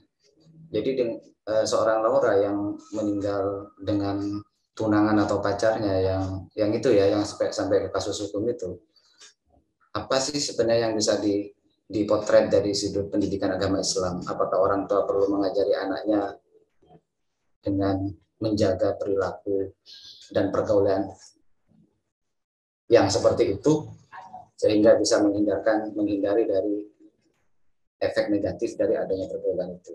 Potretnya banyak. Satu hal bisa dipandang dari berbagai macam potret. Dari aspek kehumasan atau pemberitaan, apakah berita tentang Laura itu mampu memberikan kita inspirasi untuk menulis sesuatu yang bisa kita munculkan dalam tulisan kita? Apakah tulisannya masih free writing dalam bentuk blog, atau memang tulisan yang serius? Tulisan yang serius adalah misalnya pengaruh YouTube atau apapun bentuknya dalam bentuk informasi yang ada di YouTube itu. Jadi sudut pandang dulu dimainkan ya, sudut pandang yang kita kaitkan dengan bidang ilmu kita. Kita setiap hari begitu banyak mendapatkan informasi baik dari YouTube, televisi, IG, mungkin Twitter, mungkin dosen kita, mungkin teman kita, mungkin begitu banyak yang kita dapatkan setiap hari informasinya. Tinggal informasi yang sedemikian banyak itu, apakah yang sesuai dengan prodi kita atau yang sedikit bersinggungan dengan prodi kita, baru kita kaitkan. Tadi sudah disinggung ya, bahwa setiap hari kita menulis, baik di WA, baik di IG, maupun di sosmed, dan seterusnya. Untuk anak-anak bahasa Inggris, anak sekarang banyak yang menggunakan vocabulary tertentu di bidang di WA atau di caption di IG dan seterusnya. Itu salah satu bentuk yang bisa kita teliti sebenarnya. Pembelajaran bahasa lewat IG, YouTube, dan seterusnya. Yang kita hadapi, yang kalian hadapi, itu semuanya bisa jadi penelitian. Hari ini yang mau nonton Spider-Man bagi anak-anak bahasa, itu menjadi contoh yang bagus untuk diteliti. Apakah Spider-Man, apakah bahasa memaki-makinya yang kasar ya, atau bahasa yang halusnya, misalnya bahasa eksposisinya. Semua film di luar negeri itu ada yang sifatnya eksposisi, konten yang sifatnya membangun, apakah membangun dalam bentuk persahabatan, kekeluargaan, dan seterusnya. Nah, bahasa-bahasa seperti itu bisa diteliti bagi orang bahasa. Atau kalian ingin meneliti moralnya yang ada di sana, moralitas yang ada di Spider-Man itu, apa yang bisa diteliti, apa yang bisa diungkap. Apapun yang kalian hadapi sekarang, di masa sekarang ini, bisa dilakukan dalam bentuk penelitian, tinggal dikaitkan dengan prodinya masing-masing. Itu cukup jelas ya, saya harap ya. Moderator mungkin ada yang bisa diarahkan ke narasumber kedua untuk menjawab yang pertama, pertanyaan tadi. Terutama kendala ya. Kendala itu praktis bagi teman-temannya yang terbiasa nulis. Kendala semakin banyak, tapi kan bisa manajemen kendalanya dan mencarikan solusinya. Tapi tentu bagi penulis pemula, kadang kendalanya menjadikan mereka stuck, berhenti menulis. Oleh karena itu, pertanyaan seperti ini cocok untuk yang pengalamannya baru, banyak, dan barusan begitu ya. Silakan arahkan ke narasumber kedua. Baik, mungkin dari Kak Rahma ingin menjawab juga bagaimana cara memulai menulis karya ilmiah yang baik dan menggunakan KBBI, dan bagaimana hambatan untuk membuat karya ilmiah. Baik, terima kasih Mbak Nuril dan Prof. Umar. Bagaimana cara memulai menulis karya ilmiah yang baik? Ini kayak soal UAS. Baik, bagaimana cara menulis karya ilmiahnya? Itu ya yang kita harus meningkatkan curiosity kita dulu. Kita harus menemukan objek yang akan kita tuju nanti. Kalau pendidikan berarti skopnya pendidikan seperti yang sudah Pak Umar tadi sampaikan. Kalau syariah harus tahu dulu kita itu berada di mana, posisi kita itu di mana, kita siapa gitu kan, kita harus tahu dulu. Terus dan menggunakan KBBI, tentu gimana caranya supaya kita bisa menggunakan karya tulis ilmiah yang sesuai KBBI? Dengan banyak membaca. Jadi teman-teman kita harus banyak membaca ya, walaupun saya juga nggak sering membaca, tapi ya kita harus membaca karena itu kewajiban kita supaya kita bisa nulis. Kita nggak akan bisa menulis tanpa pernah membaca, gitu ya. Kita harus bisa banyak membaca karena dari bacaan-bacaan kita itu kan orang-orang sudah banyak menggunakan KBBI yang baik dan benar. Kita tahu kalau yang benar itu bukan himbauan tapi imbauan. Kita tahu kalau yang betul itu apotek bukan apotek, gitu. Semakin banyak kosakata yang kita kuasai dari membaca, semakin baik pula menulis kita. Ya, gitu ya. Terus bagaimana hambatan membuat karya ilmiah? Kalau hambatan yang saya hadapi itu lebih ke nyasar, lebih ke ini habis ini dibawa kemana, kok melenceng dari tujuannya gitu. Jadi kita harus tahu dulu tujuannya itu apa. Jembatan kita itu harus kuat banget teman-teman, pondasinya harus benar-benar kuat agar kita tidak mudah kanan kiri karena banyak banget tuh godaan-godaan ide yang lain. Banyak tuh nanti dari permasalahan di lapangan kah atau permasalahan batin kalian sendiri itu bisa menjadi suatu hambatan. Selama kita bisa menghandle diri kita, memotivasi diri kita sendiri, kita bisa menyelesaikannya gitu. Gimana Mbak Nuril? Baik, terima kasih kepada Kak Rahma. Bagaimana Saudara Iza, apakah sudah bisa diterima jawaban dari Pak Umar dan Kak Rahma?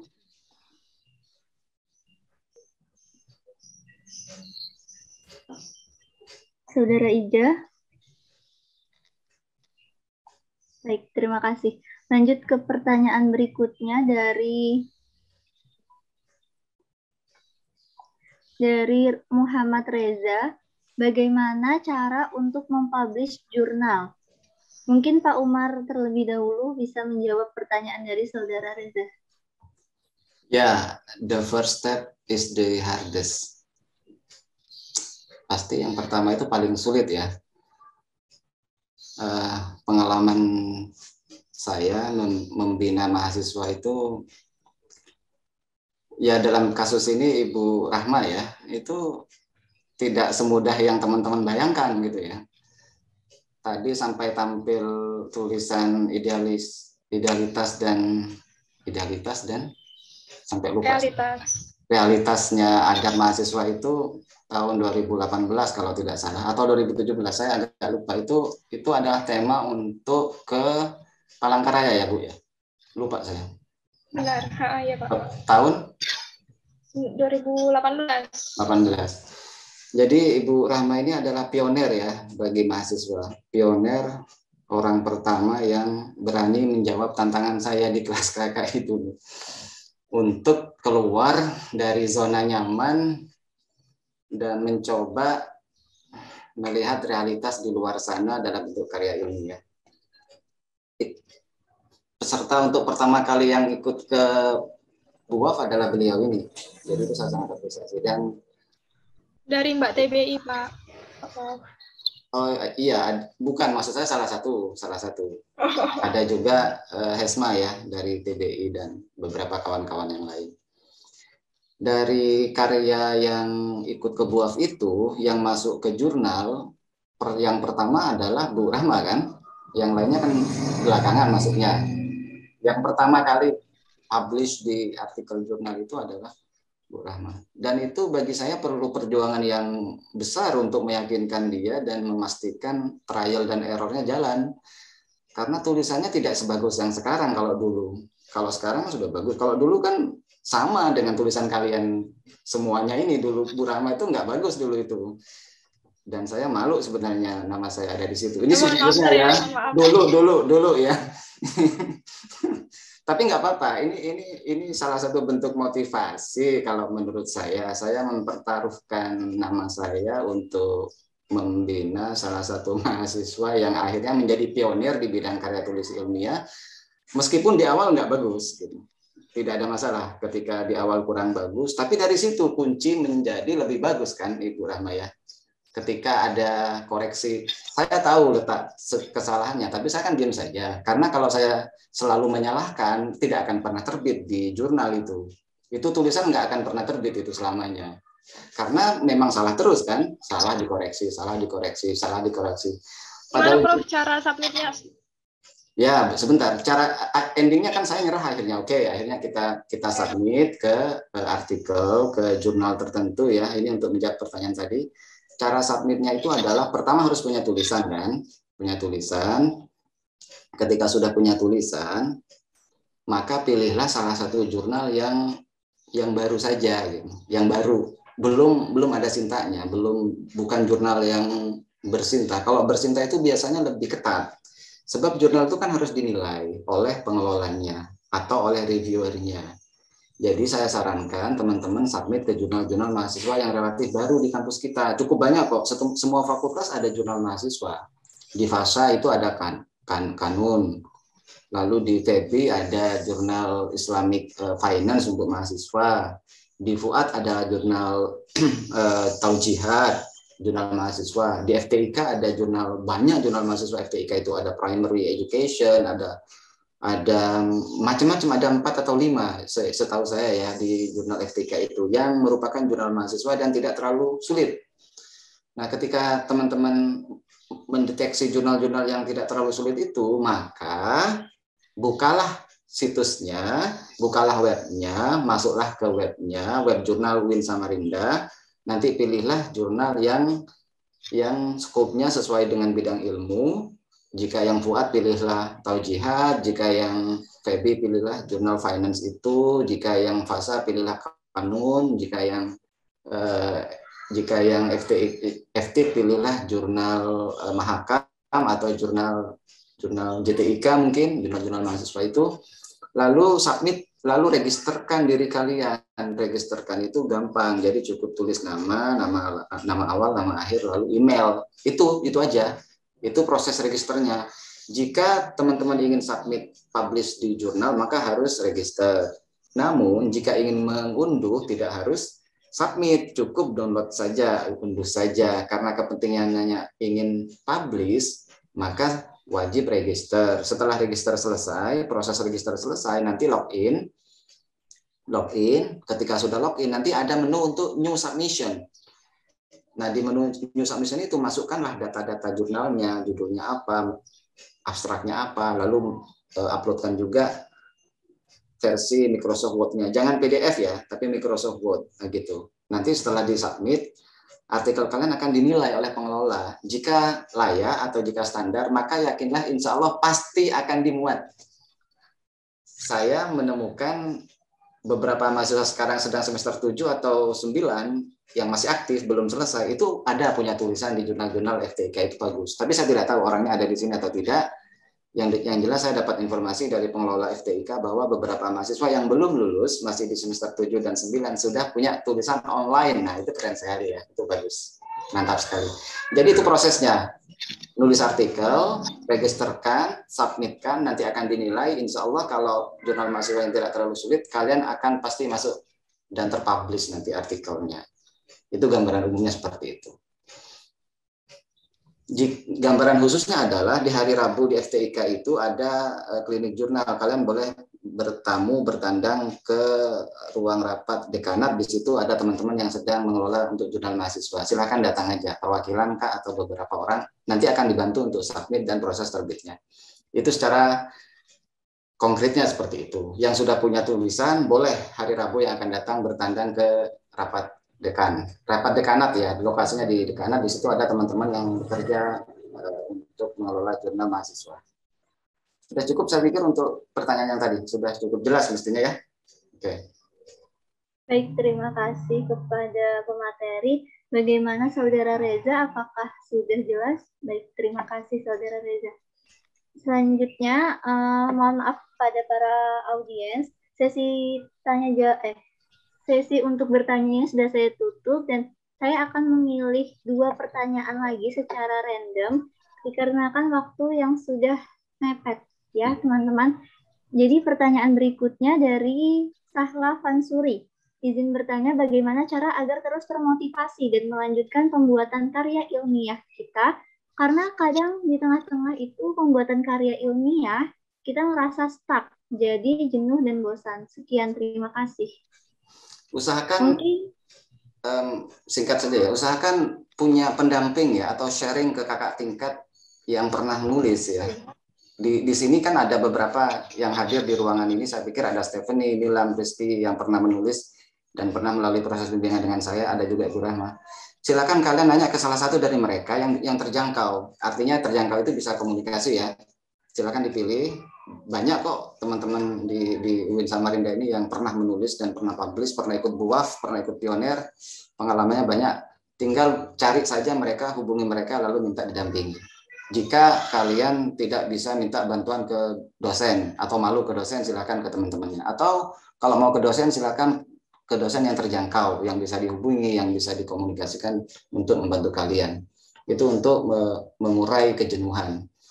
Dan yang paling utama adalah pastikan selesai. Ada satu karya yang selesai, karena makalah yang bagus adalah makalah yang selesai. Sama juga dengan skripsi yang bagus adalah skripsi yang selesai. Saya nggak ngomong tesis ya, saya ngomong skripsi di sini ya, karena konteksnya adalah skripsi. Skripsi yang bagus adalah skripsi yang selesai ya, yang bukan di dalam pikiran selesainya, tapi benar-benar selesai.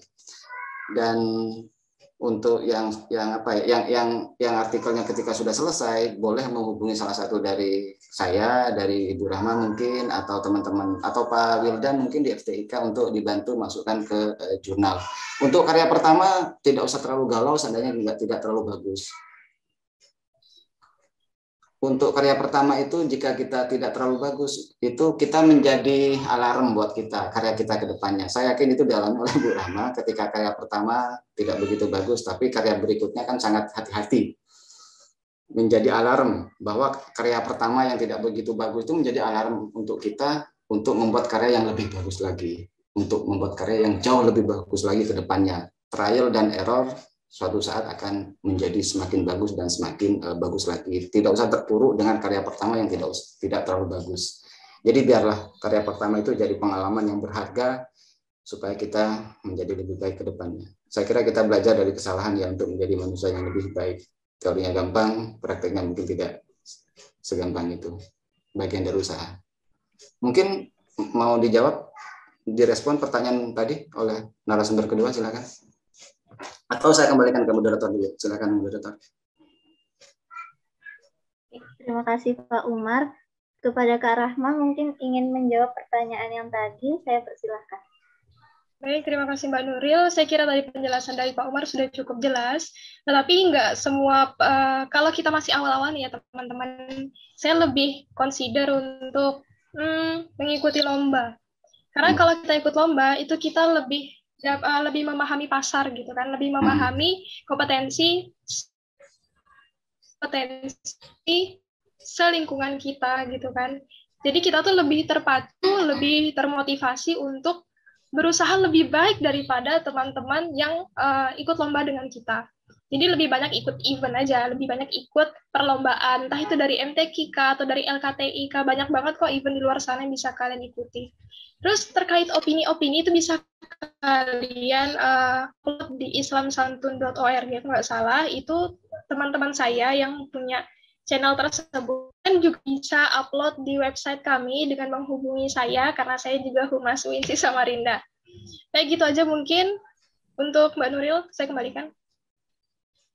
Baik, terima kasih untuk pertanyaan terakhir ini dari Kak Aufa Ihsan, Prodi Tadris Bahasa Inggris. Tadi kan sudah fokus membahas hambatan dan how to start. Pertanyaan saya adalah apa yang tidak boleh dilakukan saat penulisan karya tulis ilmiah? Mungkin Kak Rahma duluan yang bisa menjawab. Baik, menurut saya nggak boleh banget kita lakukan dalam penulisan karya tulis ilmiah adalah plagiat. Ya, karena plagiat itu kekerasan dalam penulisan. Jadi kita nggak boleh tuh plagiatnya orang tanpa menyertakan sumbernya atau langsung mengutip, tidak memparafrase bahasa, itu fatal banget teman-teman. Jadi kan kita ketika menulis itu harus memberikan sesuatu yang baru. Dan ketika kita memberikan sesuatu yang baru, nggak mungkin dong kita copy paste. Paling tidak yang lama itu jadi rujukan kita untuk membuat sesuatu yang baru, bukan ngambil yang lama terus pakai nama kita, gitu. Bagaimana Prof. Umar? Ada tambahan? Cukup, plagiasi hindari. Jadi karya ilmiah itu wajib banyak sekali mengutip, tapi wajib sertakan sumbernya. Tidak boleh tidak disertakan sumbernya. Sehingga mengutip itu hukumnya wajib untuk mensupport pendapat kita. Pastikan semua statement yang atau kutipan yang kalian buat atau kalian copy paste dari sumber tertentu itu pastikan referensinya ditulis, disertakan. Itu aja kuncinya. Tanpa referensi, tulisan kalian menjadi opini saja, opini semata, tidak akan bagus. Oleh karena itu banyaklah mengutip, sertakan kutipannya. Hasil terbaik lahir dari proses terbaik. Proses terbaik itu tidak mudah, pasti sulit, pasti berliku, pasti berdarah, pasti banyak salahnya, pasti banyak nangisnya, tapi yakinlah nanti hasilnya akan baik pada ujungnya. Just try it. Back to moderator. Baik, terima kasih kepada para pemateri yang sudah bersedia untuk menjawab pertanyaan dari teman-teman semuanya.